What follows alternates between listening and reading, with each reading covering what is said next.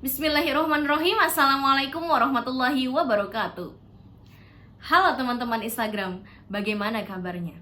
Semoga semua dalam kondisi sehat walafiat. Amin, amin ya robbal alamin. Teman-teman, semenjak manusia dilahirkan, sejak itulah manusia menerima stimulus. Stimulus merupakan sebuah proses kejadian atau peristiwa yang memicu respon. Manusia tumbuh dan berkembang sehingga dirinya merasakan ada perubahan yang terjadi pada dirinya. Maka itu Allah Subhanahu wa Ta'ala memberikan alat indera yang harus kita optimalkan untuk difungsikan dalam kehidupan sehari-hari untuk menimbulkan sebuah respon yang baik. Teman-teman, untuk memicu sebuah respon, dibutuhkannya dua faktor. Faktor yang pertama yaitu adalah faktor internal, dan yang kedua adalah faktor eksternal. Faktor internal yaitu merupakan faktor yang terjadi atau yang muncul dalam diri manusia, dalam diri kita sendiri. Yaitu dipengaruhi oleh jasmani, psikologi, pandangan-pandangan kita terhadap suatu hal yang terjadi. Lalu faktor yang kedua merupakan faktor eksternal, di mana faktor yang timbul dari luar diri manusia tersebut, seperti faktor keluarga, teman-teman, lingkungan rumah, itu mempengaruhi pandangan kita terhadap sesuatu, respon kita terhadap sesuatu.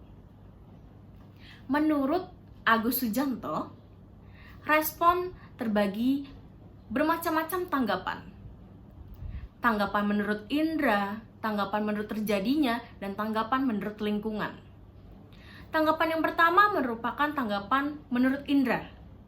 Tanggapan menurut indera ini ada tanggapan auditif, tanggapan visual, dan tanggapan perasa. Tanggapan auditif itu merupakan tanggapan terhadap apa yang didengar, seperti suara ketika kita berbicara, seseorang akan merespon, itu merupakan tanggapan auditif. Lalu tanggapan visual, seperti kita melihat sebuah kejadian, atau kita melihat warna, lalu kita merespon. Lalu tanggapan perasa, merupakan tanggapan terhadap apa yang dialami seseorang. Yang kedua merupakan tanggapan menurut terjadinya, seperti tanggapan ingatan. Tanggapan terhadap sesuatu yang kita ingat-ingat, seperti kita ingin mengingat-ingat hal yang lalu respon kita terhadap hal yang lalu apa? Lalu tanggapan imajinatif dan tanggapan pikiran kita. Lalu tanggapan lingkungan, seperti tanggapan benda.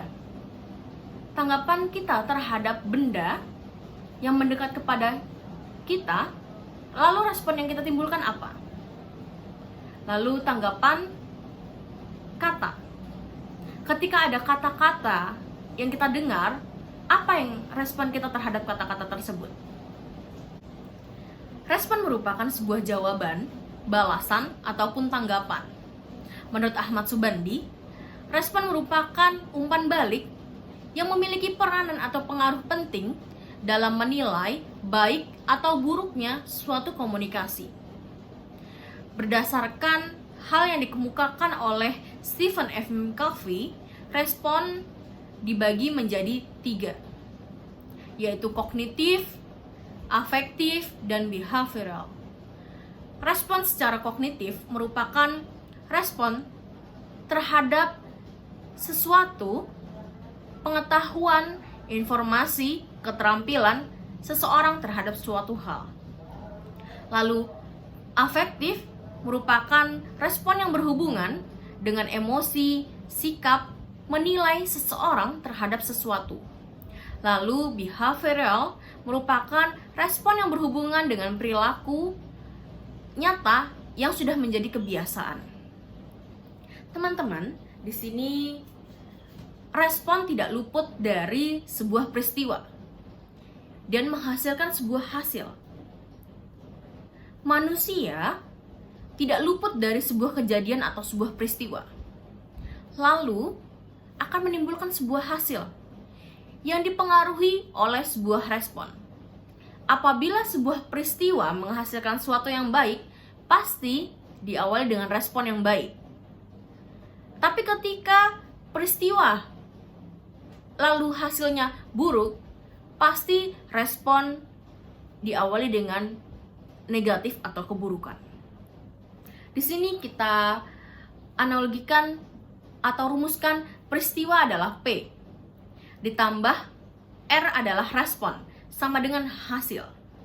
Ketika peristiwa kita terima atau sebuah kejadian kita alami, lalu kita respon dengan baik, maka hasilnya pun baik. Tapi ketika sebuah peristiwa kita respon dengan buruk, maka hasilnya pun akan buruk. Maka dari itu teman-teman, ketika kita menerima sebuah peristiwa atau kejadian, untuk mendapatkan hasil yang baik, patutlah kita merespon dengan baik, dengan sabar, dengan teliti, untuk menghasilkan sebuah hasil yang baik, untuk nasib yang baik untuk kehidupan kita. Cukup sekian. Billahi taufiq wal hidayah. Wassalamualaikum warahmatullahi wabarakatuh.